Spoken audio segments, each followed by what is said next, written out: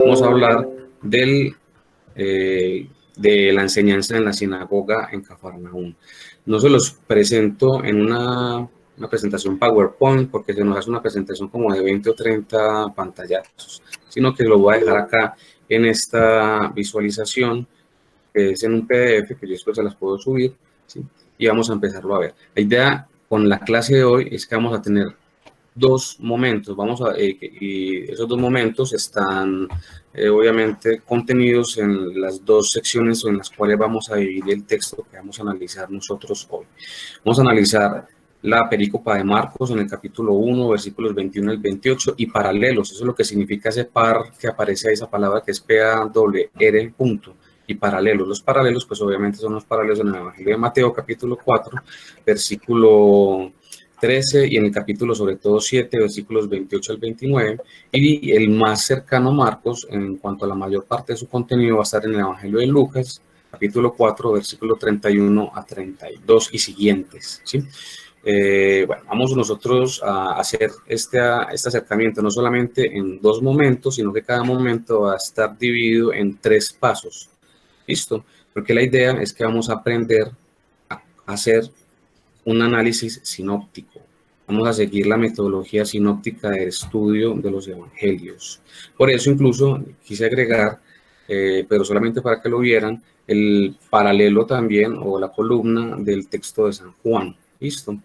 Bien. Vamos entonces nosotros primero a mirar cómo lo vamos a dividir. Vamos a ir primero entre la introducción, que son los versículos 21 y 22 del Evangelio de Marcos, y después vamos a ver el contenido de la, digamos, de la perícopa o de la narración, que van a ser los versículos 23 hasta el 28 en el Evangelio de Marcos y los paralelos en Mateo y Lucas respectivamente. Vamos con el primer paso. ¿Qué hace uno entonces cuando va a quiere estudiar estos textos de forma sinóptica? Primer paso es el estudio y composición del texto crítico. Esto nos va a enfrentar al texto en griego, ¿sí? ¿Qué se puede hacer entonces? Se puede seguir porque ya este estudio crítico desde el texto en griego, desde los diferentes manuscritos. Recuerden que son aproximadamente 5.500, en la actualidad son 5.500 manuscritos en griego, para hacer la colación, o sea, para organizar cuál es el texto que se va a desarrollar, etcétera. Podemos seguir ese texto que yo estoy recomendando ahí, que es la sinopsis de los 4 evangelios, con los lugares paralelos en los evangelios apócrifos y en la tradición patrística, editado según la tradición patrística. Está editado por las sociedades bíblicas alemanas que están en Stuttgart, ¿sí? Que aparece ahí. Es este texto que yo les voy a mostrar. Voy a preguntar, ¿ven todas las dos pantallas? Sí, hay una pantalla que aparece mi rostro y la otra pantalla es donde aparece el texto que estamos siguiendo. ¿Sí lo hacen? Bien, perfecto. Es este texto. Ese texto que les acabo de citar que aparece ahí en el texto, que es de Kurt Aland, es este texto. Podemos seguir este texto. Yo les voy a mandar tanto al Classroom como al correo para todos, ¿sí? Para los que no puedan ingresar al Classroom, un texto que es el equivalente, pero en español. Es no la traducción, pero digamos que sí es, digamos, como el que está en español, el equivalente en español, que lo hacen unos profesores franceses, y que ha sido editado en, si no estoy mal, es de Schlesino Bruegel, si no estoy mal, es la editorial que lo hace acá en español. Ya lleva pues varias décadas la edición. Yo lo mando en PDF. ¿Qué quiere decir eso? Que cuando uno estudia, que quiere hacer un estudio sinóptico de los evangelios, tiene que ir a una sinopsis. Básicamente, eso es lo que hay que hacer. Hay otras sinopsis también editadas, si no estoy mal, por la editorial de Verbo Divino, que es del profesor Cuervo, que también es una sinopsis. Esa no la tengo yo en PDF, entonces yo le voy a mandar la que tengo en PDF, pero existen al menos 2 sinopsis de los evangelios en español, ¿sí? ¿De dónde, cuál sería digamos, la ideal? La ideal en el sentido de que si uno tiene la posibilidad de leer los textos en griego, sería esta, ¿sí? Esta sería como el texto de los 2 primeros versículos que le vamos a leer, y este es un pantallazo, literalmente es una foto que yo tomé de este texto, ¿sí? Les voy a mostrar dónde está el pantallazo que dice, es esta hoja que aparece acá, ¿sí? Y ustedes la pueden ver ahí. Eso es cuando uno puede acceder al texto en griego. Si no tiene el conocimiento del texto del griego y no puede acceder obviamente a un texto en griego, pues entonces hace eso, accede al texto de la sinopsis en español, que yo repito, la va a mandar tanto al Classroom como al correo. Y vamos a encontrar esta disposición, ¿sí? Ustedes van a ver que hay espacios en blanco, van a ver que hay tratar de encontrar una disposición paralela, parece que línea por línea. De hecho está así, si ustedes miran en la columna de la derecha, aparece un 3, un 6 y un 9. Esas indicaciones son indicaciones de línea. Ese 3 es porque hay 3 líneas. Si ustedes cuentan la primera, la segunda y la tercera línea, cuarta, quinta, sexta línea, séptima, octava, novena línea. O sea, eso es línea por línea que se hace el estudio comparado de los evangelios. Y como ven, abajo pues aparece también toda el aparato crítico, donde aparecen los manuscritos que corroboran el texto que aparece en griego ahí. Entonces lo primero es eso. El primer paso es un estudio y composición del texto crítico. ¿Listo? El segundo paso es traducir el texto, ¿sí? Yo me tomé la libertad de ponerlo en griego arriba y hacer la comparación y ponerlo en español abajo traducido casi literalmente. Hay partes que no se pueden traducir literal, pero es una traducción casi literal. ¿Listo? Lo ideal es usar una traducción lo más literal posible y luego se puede subrayar las diferencias y las coincidencias sinópticas. Hay una nota en este segundo paso, y es solo para aquellos que conocen el griego se subrayan las diferencias y coincidencias en el texto en griego. Si no se puede hacer, entonces se hace, como estoy mostrando acá, pues en mi texto en español. Listo, en la sinopsis que uno tiene, es decir, en el texto que yo les voy a mandar, son libros con ese título, sinopsis de los evangelios, y básicamente les va a aparecer esto así. Listo, entonces tenemos nosotros nuestro texto. Se los pongo en griego, así ustedes no conozcan el idioma como tal, porque aún sin conocerlo, ustedes van a poder ver, permítanme, yo se los amplío un poquitico acá, van a poder ver la forma de las palabras, y la que yo pongo en rojo es porque la forma es exactamente igual. Se los voy a leer, por ejemplo, en la columna de Marcos. Dice al principio, versículo 1, caí eis coreuntai eis Cafarnaum. En Lucas dice otra cosa al principio, dice caí, y por eso no está subrayado en rojo. Dice caí, cacelten, pero si está subrayado en rojo, eis Cafarnaum. Y ya Lucas agrega otras cosas, Polientes Galilayas, ¿sí? Y lo que está en amarillo, pues no está igualito, pero tiene una idea similar, redactado con diferentes palabras, ¿sí? Y lo que está en verde es las coincidencias que aparecen en el Evangelio de Marcos, que es el de la mitad, y el Evangelio de Mateo, que es el primero a la izquierda, ¿sí? Yo les voy a mostrar entonces cuáles son las convenciones que tiene esto acá. Lo que aparece en rojo es lo que es similar a los tres. Lo que es en verde es lo similar a Mateo, Lucas, y lo que es amarillo es lo similar, obviamente, entre Lucas y Marcos, puntualmente. Permítame entonces, yo les muestro cómo suena esto en griego. Listo, ya pasamos a hacer el análisis en el texto que todos podemos hacer, lo que es en español. Voy a leer solamente el texto en Marcos. Listo. Dice, caí, esperontai eis Cafarnaum. Y abajo sigue que está en amarillo. Caí euthis, que es lo que Esteban estaba nombrando ahorita, que es el inmediatamente. Caí euthis tois sabasin eis elthon, eisten sinagogen eidasken. Y después en rojo en el versículo 22. Caí caí explesonto epite didaje auto gen, y después aparece en verde dar didascon autus hos exousian ejon caiuj os hos hoi gramateis. Eso en español se traduce así. Y acá tenemos entonces las columnas, la de la mitad. La primera, perdón, que aparece a la izquierda, Mateo. La que sigue hacia la derecha, Marcos. La que sigue, voy a repetir, la primera que aparece a la izquierda, Mateo. La que sigue hacia la derecha, Marcos. La que sigue hacia la derecha, Lucas. Y la que aparece, que está cortada, que voy a mirar, vamos a mostrar bien, es la de Juan. La de Juan no aparece nada subrayado porque simplemente tiene una idea. Esto es tomado la primera parte del capítulo 2 del Evangelio de Juan, el versículo 12, y la última parte del capítulo 7. ¿Sí? Bueno. Eso es simplemente para que vean por qué el Evangelio de Juan no hace parte de precisamente el estudio sinóptico y no se considera un sinóptico, porque es realmente muy poco lo que se puede comparar con los otros evangelios, que son los tres primeros evangelios.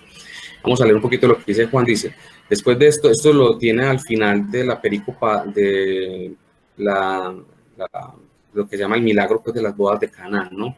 Dice, después de esto bajó a Cafarnaúm, él, obviamente Jesús, y su madre, y sus hermanos, y sus discípulos, los que habían estado en la celebración de las nupcias. Y allí permanecieron no muchos días. ¿Dónde? En Cafarnaúm, ¿cierto? ¿Por qué aparece esto acá señalado? Porque aparece el dato locativo topográfico de Cafarnaúm. Después el texto que nos está editando Kurt Aran, se va hasta el capítulo 7 de Juan, en el versículo 46, agrega, respondieron los alguaciles, jamás habló así hombre. ¿Sí? Bueno, esto es un comentario que se está haciendo, voy a revisar si 746, un comentario que se está haciendo referente a las palabras de Jesús en torno al pan de vida, ¿no? Bien, vamos entonces a los textos sinópticos. Miren lo que dice la columna, ahora sí, la columna de la mitad, marcana. Y entran en Cafarnaúm. ¿Quiénes? Jesús y estas dos primeras parejas de discípulos que él ha podido convocar, que aparecen en el capítulo 1, los versículos 16 al 20, o sea, los versículos inmediatamente anteriores. Dice entonces, y entran en Cafarnaúm. Y luego los sábados entraba en las sinagogas enseñando. Repito, esto es una traducción literal. ¿Listo? Ustedes, si tienen sus Biblias ahí, van a poder revisar y van a encontrar unas traducciones un poco más ajustadas a lo que es la sintaxis, el estilo, incluso la gramática española. ¿Listo? Y sigue diciendo en el versículo 22, y se asombraban de su enseñanza. ¿Quiénes? Pues las personas que estaban en la sinagoga, que estaba pues enseñándoles, obviamente Jesús, como teniendo autoridad, y no como los escribas. Y acá encontramos entonces la división para compararlo con los evangelios de Mateo, que está a la izquierda, y Lucas, que está a la derecha de la columna principal. Miren que lo que en este primer momento, miren lo que se debe hacer con colores. Y ustedes pueden escoger el color que quieran. Yo escojo acá el rojo para señalar las coincidencias en los tres evangelios, ¿sí? Que sean en palabras, literal, en el orden de las palabras, incluso en las palabras.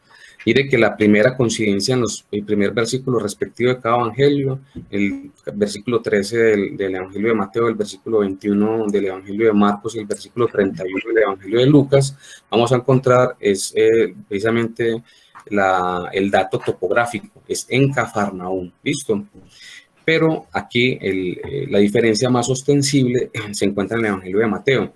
Mateo le agrega, pues, más larga, o sea, eso es lo primero que salta a la vista, que el texto de Mateo es mucho más largo, ¿sí? Primero porque empieza diciendo que, y dejando Nazaret, o sea, da un precedente, se va de Nazaret, dice que se va a vivir a Cafarnaúm, y agrega una especificación topográfica, Cafarnaúm, la marítima, y agrega otra especificación que ya vamos a ver que más que topográfica es teológica, ¿sí?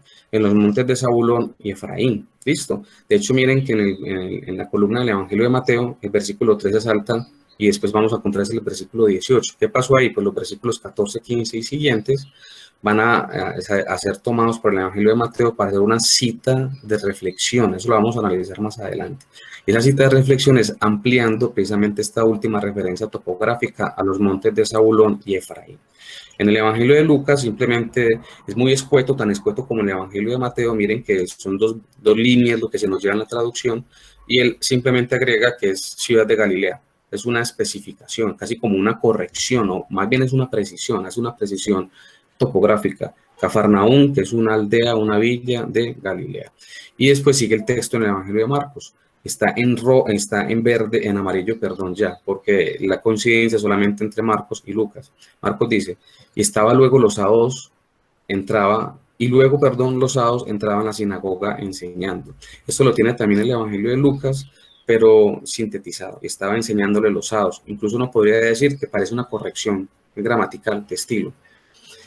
Miren que después, si vamos a la línea que sigue abajo, hay un pequeño espacio y lo llena el Evangelio de Mateo, donde dice en el versículo 18, aconteció cuando Jesús terminó estas palabras. Eso es propio del Evangelio de Mateo. Mire que no lo tiene el Evangelio de Marcos ni Lucas, ¿sí? propio del Evangelio de Mateo. Eso también tiene una implicación teológica, eso lo vamos a ver más adelante. Y la línea que sigue en el Evangelio, en la columna marcana, dice en versículo 22, y se asombraban de su enseñanza, estaba, ¿cierto? Mire que es casi igual en en las tres columnas, casi igual porque en Marcos y Lucas es simplemente Lucas le agrega al final un porque, en vez de estaba un porque. Y el Evangelio en la columna mateana o el Evangelio de Mateo está lo de las multitudes. Él agrega que las multitudes se asombraban. ¿Sí? Eso de las multitudes en el Evangelio de Mateo tiene una precisión teológica que vamos a ver, ¿no?, un poquito más adelante.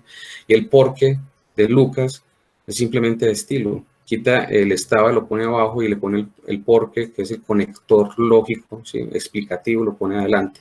Y finalmente, en la última parte, en el Evangelio, en la columna del Evangelio de Marcos, dice, pues enseñándoles, y une pues con lo que dice al principio del versículo 22, estaba pues enseñándoles como teniendo autoridad y no como los escribas. Acá, paralelos entre Mateo y Marcos, por eso está en verde, está casi igual, excepto que Mateo agrega un sus, en donde dice, y no como sus escribas, en donde Marcos tiene, y no como los escribas. Ese sus es muy importante porque hay una crítica y tiene unas implicaciones teológicas. Eso lo vamos a ver más adelante. Mientras que Lucas no se puede comparar porque él ha modificado el estilo y o sea, estilos en cuanto a sintaxis y ortografía de la frase. La ha hecho propia, la ha rediseñado para que suene más bonita. La autoría estaba en su palabra, ¿sí? Pero no solamente también de estilo, acá también hay una implicación teológica, sobre todo antropológica, la visión que tiene, la percepción que quiere que el lector desarrolle sobre qué tipo de hombre es Jesús, ¿sí?, y qué tipo de implicaciones o efectos humanos tiene la enseñanza de Jesús, y sobre todo, más que la enseñanza, su actividad exorcista, que es la cura de almas. ¿Listo? Entonces, miren que, sí, dale. Qué pena interrumpirte, hombre. Con respecto a eso, me causaba mucha inquietud. En el texto de Joel Marcus había un apartado que decía que cuando se referían a que enseñaba en su sinagoga, era porque había una diferencia, porque o sentían que no pertenecían allá o realmente no lo hacían, pero lo reconocía como de ellos, propio, y que él era un intruso allí. Y me parece que está pasando lo mismo aquí. No son los escribas ni nuestros escribas, sino los escribas de ellos. Esa es una interpretación posible. El hecho, o sea, los hechos son que aparece, es un hecho literario que, con implicaciones teológicas. El hecho es que aparece un sus. ¿Cómo se interpreta? Ahí lo vamos a mirar nosotros y lo vamos a... Esa es una posibilidad, ¿listo? Y me parece interesante. Lo vamos a hablar más adelante, no te preocupes, Juan, ¿listo? Pero, no, a ti. Entonces vamos a mirar el tercer paso, o sea, cuando uno, bueno, entonces estamos por pasos, ¿cierto? Vamos a recordar. Entonces en el segundo paso es muy importante, si no se tiene esta capacidad, que sería bueno que ustedes pudieran tenerla, ojalá porque están en la parte formativa todos ustedes, de prepararse y formarse en el conocimiento y el dominio de las lenguas bíblicas, el hebreo y el griego, ¿sí? Al menos estas dos. Otras serían muy buenas, pero al menos estas dos, donde están el mayor corpus de nuestros textos religiosos escritos, están en griego y en hebreo. Arameo también sería interesante, latín también sería interesante, pero al menos estas dos, especialmente esta para el caso de los evangelios, el griego, sería muy bueno que ustedes lo hicieran. Mientras no puedan tener digamos, con este acceso, que sería lo ideal hacerlo en el texto en griego, pues conveniente ir o recurrir a estas herramientas que tenemos, que repito, son las sinopsis en nuestro caso, ¿sí? Son las sinopsis de los evangelios. Yo les voy a mandar ese texto, no se preocupen. Una vez en este paso, acudiendo a una sinopsis, y después de haber hecho con un marcador, con un color, escogiendo los colores para poder señalar, ¿sí? Un color para las coincidencias en los tres evangelios, otro color diferente para las coincidencias en dos de los evangelios, y otro color diferente para las coincidencias en los otros dos evangelios, es decir, un color para un color para Marcos Lucas, un color para Marcos Mateo. Más adelante, en la próxima clase, vamos a ver que necesitaríamos también otro color diferente para las coincidencias entre Mateo y Lucas. ya no con Marcos, ¿sí? Porque es la otra fuente que se tiene, que es la de la fuente de los dichos, la Q, ¿cierto? Una vez esto todo se hace en este paso, se marca con juicio, esto es muy escolar incluso, muy didáctico, se hace para señalar tanto las similitudes como las diferencias, las coincidencias como los desencuentros, eso es muy importante. Y el tercer paso es mirar qué se hace con este material que hemos elaborado nosotros, qué se hace una vez se han ubicado las diferencias. Entonces se hace esto. Primero, esa S es de semejanzas. Entonces, en rojo, los tres. ¿Qué tienen los tres? Hay que anotarlo. Lugar, Cafarnaúm. La reacción, el asombro ante la enseñanza, ¿sí? Y finalmente, la enseñanza con poder o con autoridad, con exousia en griego. Lucas tiene unos cambios redaccionales frente a eso, pero los tres señalan esos tres elementos: el lugar, la reacción de las personas que están ante el exorcismo y la enseñanza con autoridad, ¿sí? Que es solamente particular de Mateo y Marcos, o Marcos Mateo, es solo redaccional, ¿sí? ¿Por qué solo redaccional? Recordemos lo que teníamos acá, es simplemente esto, ¿sí? Por ese sus en Mateo. Es un cambio redaccional. Las similitudes es el aspecto principalmente de la enseñanza, que ya está anotado en la semejanza de los tres. ¿Qué es lo similar entre Marcos y Lucas? Es de precisión modal, ¿sí? Porque lo que hace Lucas respecto a Marcos es que señala una situación cultural, que es el enfrentamiento con la sinagoga. En la enseñanza en la sinagoga en Shabbat. Miren lo que está en verde, ¿sí? Lo que está en amarillo, perdón. Y luego los sábados entrando en la sinagoga enseñando y estaba enseñándoles los sábados. Hay un cambio y simplemente es modal, ¿sí? Literalmente es modal, es un asunto cultural. ¿Por qué? Porque obviamente Lucas tiene un público, y él mismo hace parte de ese público, que no tiene como un efecto cotidiano o hace parte de su vida cotidiana el asunto de las sinagogas. La sinagoga era más cotidiana de la vida, tanto de la comunidad como de los evangelistas de Marcos y de Mateo. ¿Cuáles son las diferencias? Pues las diferencias de Mateo son diferencias teológicas y son estas que aparecen. En el versículo 13 está la teoría de las citas de cumplimiento, Erfüllung citate, eso es en alemán. Eso en alemán significa precisamente citas de cumplimiento, esa palabra en alemán, ¿sí? Las citas de cumplimiento son fundamentales en el Evangelio de Mateo. Están por todos lados. De hecho, el Evangelio de Mateo es el que más tiene numéricamente citas de cumplimiento o citas de reflexión en su evangelio que los otros evangelistas. En este caso particular, por ejemplo, solamente en los capítulos 1 y 2 hay al menos 5 o 6 citas de cumplimiento, literalmente. ¿Qué quiere decir eso? Que Mateo, primero, entiende que las Sagradas Escrituras, sobre todo los profetas y los salmos, son supremamente importantes como herramienta para entender el desarrollo de la vida de Jesús, porque lo entiende la vida de Jesús como el cumplimiento de la voluntad de Dios, que ha sido de alguna forma puesta en conocimiento de la comunidad y está en la expectativa de la comunidad, una expectativa mesiánica por medio de los textos proféticos. Es una interpretación, o más bien una forma de entender los textos bíblicos como un precedente y una guía y una orientación de los pasos y la voluntad que guía esos pasos en la vida de Jesús. En este caso particular tenemos entonces una cita mesiánica que tiene las ciudades de Zabulón y Efraín. Es precisamente por eso es que aparece en el Evangelio de Mateo, ¿sí?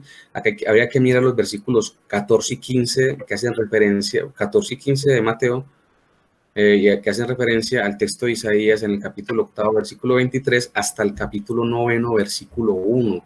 Estos capítulos están en el libro de Isaías dentro de una sección que en el libro de Isaías, en la primera parte del libro de Isaías se llama el libro del Emanuel, el libro del Immanuel, que es un texto muy interesante, desde el capítulo 7 hasta el capítulo 10, esa sección que se llama así, el libro del Immanuel. Y tiene como centro ese libro pues la profecía que el profeta le da al rey, creo que es Joás, si no estoy mal, o Josías, si no estoy mal, sobre el nacimiento de uno de sus hijos, que es un signo de la presencia de Dios, que es lo que significa puntualmente ese nombre. Ese nombre, de hecho, es toda una frase en hebreo, Immanuel, Dios con nosotros. Y eso el Evangelio de Mateo, Mateo en su Evangelio ya le ha sacado todo el jugo teológico en el capítulo primero precisamente, o sea, unos casi 4 capítulos atrás del que estamos nosotros citando. Miren, voy a subir un momentico para que miremos dónde está eso. ¿Cómo utiliza entonces esas famosas citas de cumplimiento del Evangelio el Evangelio de Mateo? Mírenlo acá, perdón. Mírenlo acá, en el Evangelio, en el versículo 13, es decir, ¿para qué sirve esa cita de cumplimiento? Para decir que se fue a vivir a Nazaret. A Mateo le interesa es iluminar con la Biblia cada paso que toma Jesús en su vida. Entonces, ¿por qué se fue a vivir a Nazaret? Porque está la cita de cumplimiento que Nazaret va a venir, o está precisamente el Mesías, ¿sí? En los montes, y por eso lo ubica en el mismo versículo 3, o sea, un versículo antes de hacer la cita textual, lo ubica en los montes de Zabulón y Efraín. De hecho, él antes ha hecho una precisión con Galilea y la llama la Galilea de los paganos, para hacer referencia también a un contenido de las esperanzas o las expectativas mesiánicas que tenía que ver con que de donde menos espera la salvación de los paganos viene Dios salvándonos, literalmente. Eso también es de la configuración teológica del mesianismo en Isaías. En el versículo 18 tenemos estas 3 puntualizaciones diferentes en el Evangelio de Mateo respecto a Marcos, siempre la diferencia respecto a Marcos. La primera, profe, una fórmula de... Sí, dale.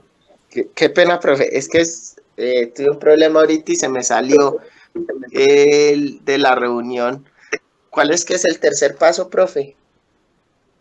El tercer paso es el que estamos haciendo nosotros, y es precisamente notar, analizar cuidadosamente qué significan esas diferencias y qué significan o cómo se pueden explicar también las similitudes. Las semejanzas ya las hemos visto, estamos en las diferencias, y las diferencias obviamente son columna por columna, es decir, evangelista por evangelista.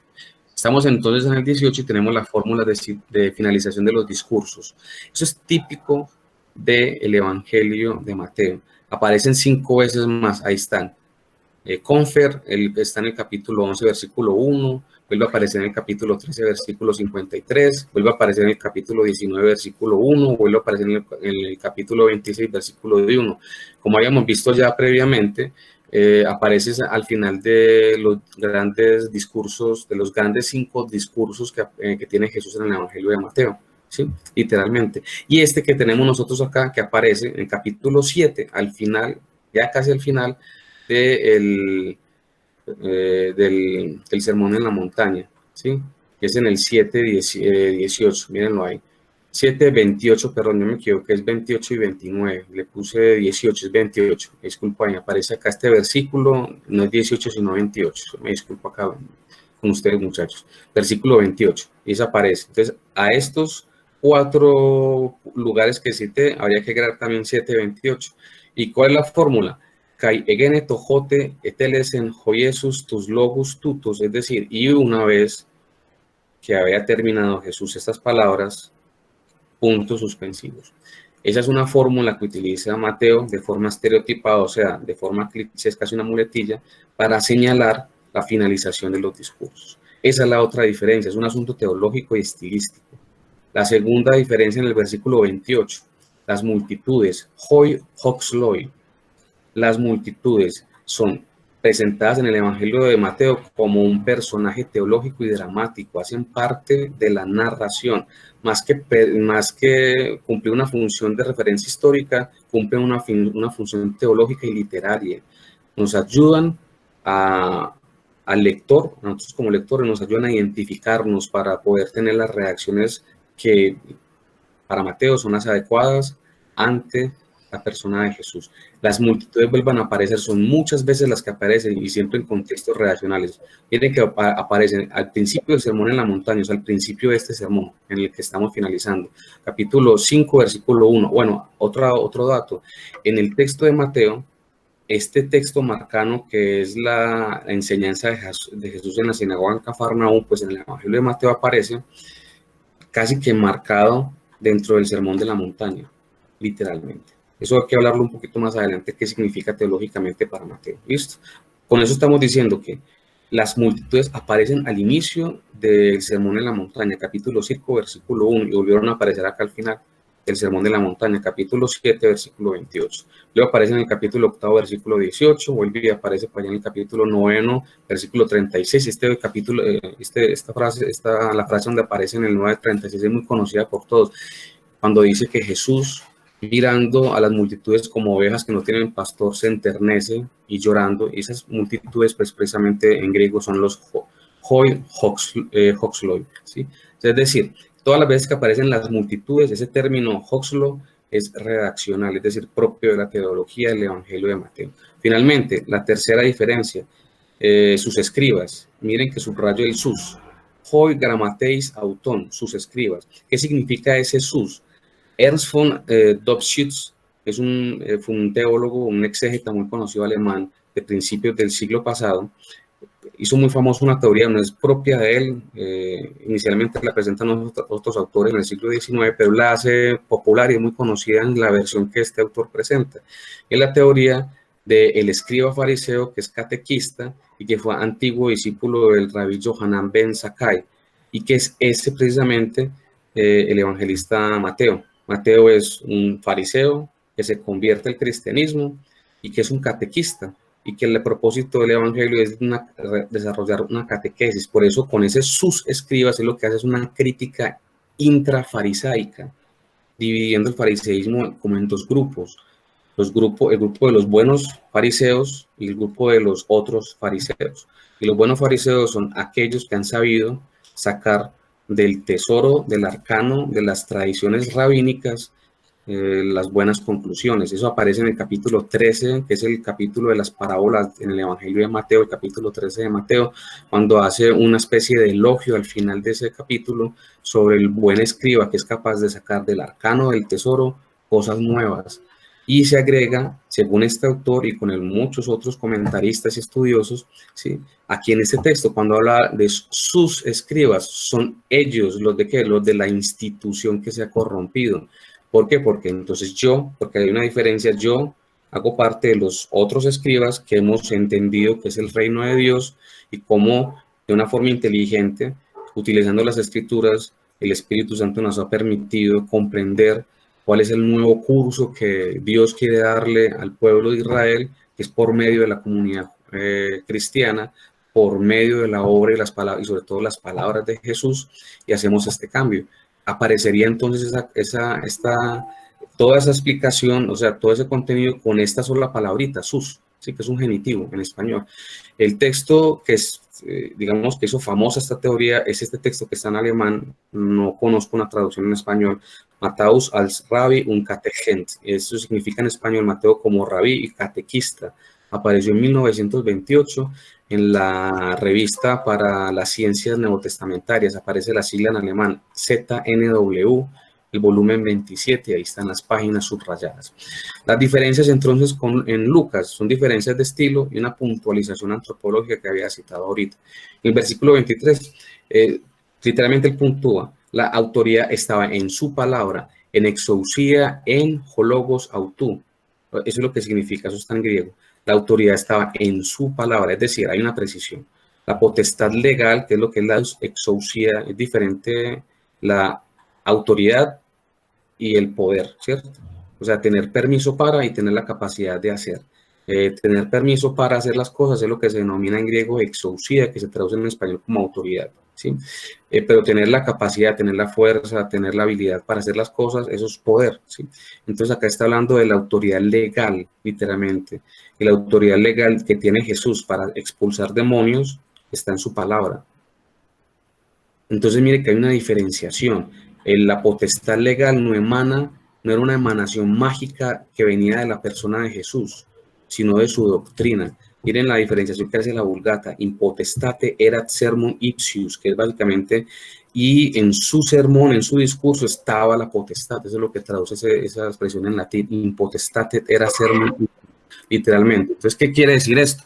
Que parece que a Lucas le repugna en algún sentido, en algún grado, algún tipo de superstición que en todas, digamos como en todo el campo religioso se puede dar, es el asunto de por decirlo de alguna forma, entender o substancializar las cosas y las personas, que las cosas y las personas tienen poder por sí mismo, que una palabra, eso es la magia básicamente, supera la magia, ¿sí? Cuando substancializa y objetiva el poder, por ejemplo, en un tipo de sustancia, puede ser el agua, puede ser la sal, puede ser un aceite, puede ser el ojo de un animal, ¿sí? Recuerden que en la magia se utilizan ojos, escamas,